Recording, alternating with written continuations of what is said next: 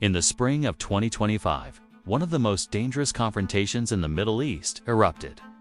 It all began with a sudden Israeli airstrike targeting Iran's missile sites and nuclear facilities, aiming to stop Tehran from getting any closer to a nuclear weapon.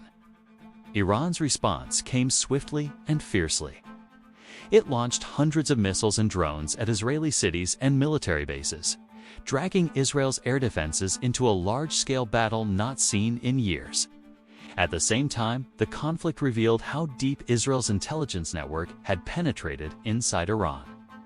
They recruited influential insiders, carried out targeted assassinations of top military leaders and scientists linked to the nuclear program, and even oversaw secret workshops producing drones to gather intelligence and strike select targets from within. Amid this escalation, Iran unveiled its biggest surprise. For the first time, it used hypersonic missiles, flying at extraordinary speeds that bypass radar and conventional defenses. Some of these missiles hit sensitive military sites inside Israel, proving Iran's growing deterrence power. Within just days, the damage was severe for both sides.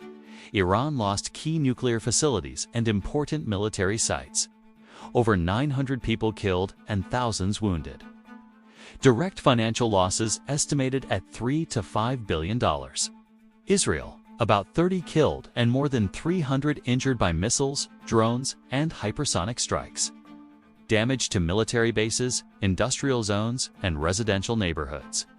The cost of operating the Iron Dome, David's Sling, interceptor missiles, plus infrastructure repairs, exceeded $5 billion in under a week.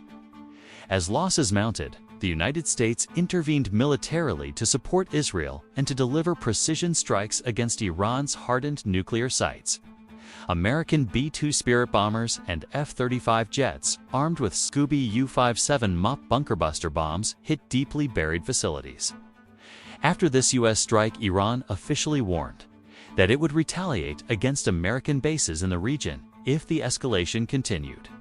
And indeed, it fired some missiles and drones toward U.S. bases in Qatar and other Gulf locations. However, due to advanced air defenses, no major casualties were reported.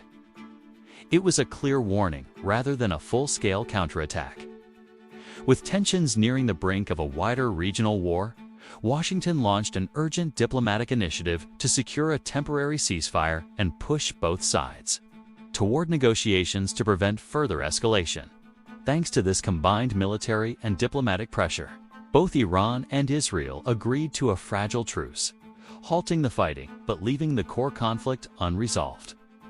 The final twist: despite all these strikes, there was no catastrophic radiation leak, because Iran had already moved most of its enriched uranium and centrifuges to alternative fortified underground sites before the attacks.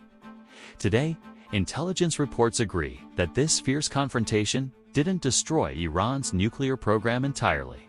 It only delayed it by 6 months to a year.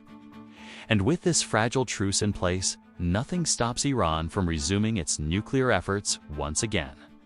So the big question remains: will the war return at the end of 2025 or the start of 2026? Or will the world succeed in forging a new nuclear deal before another crisis erupts? Who really won? Who lost in this round?